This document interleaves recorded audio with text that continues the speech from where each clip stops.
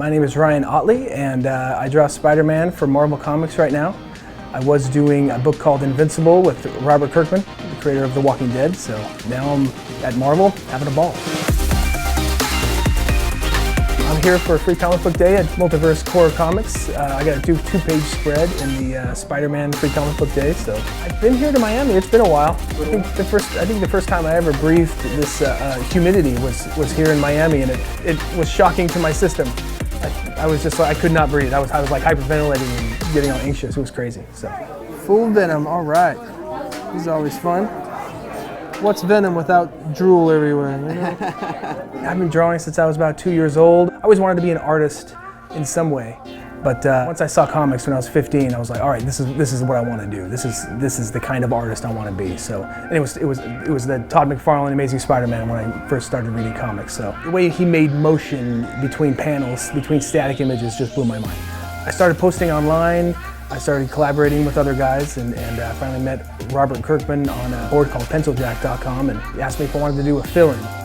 Basically just one issue for Invincible for issue 8. I did that, penciled and inked it fast and good enough for what they wanted, so they're like, you want it to stay on? And I was like, well, yeah. Invincible, I did 127 issues, about 14 years on that book. I wasn't really going to stay as long as I did, it's just that Robert is definitely one of my favorite writers. The book was super entertaining. I just fell in love with it. We got some oldie Invincibles here.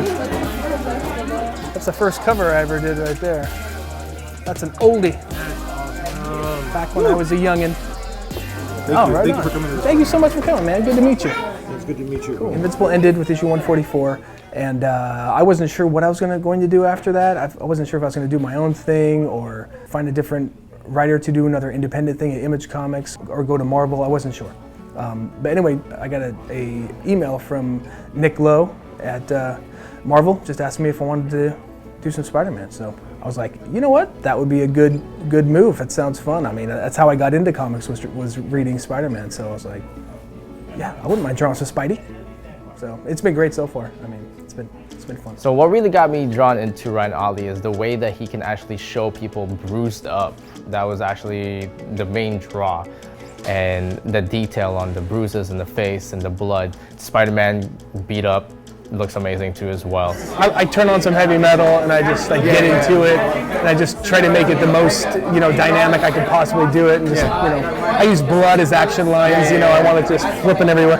Can't really do that in Spider-Man, but for the very first issue they had a scene where they wanted Mysterio's little aliens, So there's little aliens that were attached to your head. They said, yeah, they're just going to be punching them off. And I'm like, can we just make this bloody? Because, I'm trying to sneak a little blood in there here and there. I'm like, it can be green. It doesn't have to be blood red. And they're like, yeah, that's fine. So I went to town on that double-page spread of all the heroes fighting these things, and there's green blood everywhere. So that was pretty fun. I basically just bring my own style to it. I mean, the way I draw on Invincible is pretty much the same how I draw Spider-Man. I definitely am influenced by Todd McFarlane, Eric Larson, those kind of 80s and 90s type of style. One of the main jobs of a comic artist is to be an actor. You have to make these characters act. You're doing all the acting. I mean, you don't have to be able to act in real life, but you have to be able to make these characters act. Making them feel any kind of feeling is pretty fun, and the aggressive feeling is definitely one of the most fun things to do. I can't do too much of that in Spider-Man. But on Invincible, we got pretty aggressive with some of the fights, super violent. The Conquest fight, Battle Beast fight. There's these fights that were so epic and crazy, just against just two people fighting. They were just so freaking fun to create. So those always have a special place in my heart. Those violent, blood everywhere type of fights. It's just a blast. How's it going? Need to sign that for you. I did a double-page spread in one of the Marvel free comics. Right on that bad dude's face, whose name can't be disclosed yet, right? Secret villain. Basically, the editor asked me to do the double-page spread of the characters that they're doing in a bunch of the different Spider-Man series. So basically, a lot of the Spider-Verse characters. We got Spider going in there, a Ghost Spider they call her now, and Venom and Miles Morales, and we got the new villain on there that's going to be showing up pretty soon in the Amazing Spider-Man series. Splash of all the current people we're going to be seeing very shortly in all of the series. So it's going to be good. I don't even know which one is upside down. I know, right? Yeah. That's what happens when you draw them upside down. It gets confusing. Yeah, Amazing Spider-Man, I'm kind of signing every single year. Like I sign a new contract every year. And so this is my second year doing it. I might sign again for a third year. We'll see. It's just one of those things where I'm just playing it by ear, and I'm not sure what I'll do next. One of my goals is to do more creator-owned.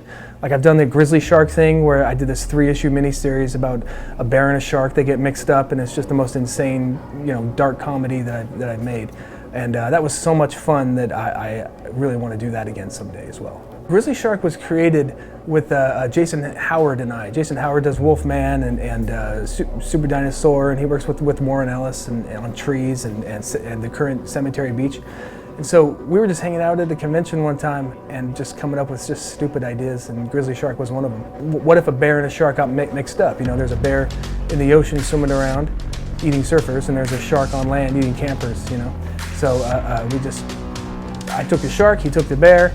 We did our own little one-shot and had a blast with it. But then I wanted to do more. I wanted to do 2 more issues to finish off my little mini-series. So that's basically how that came about. Different ideas, different styles I want to play with.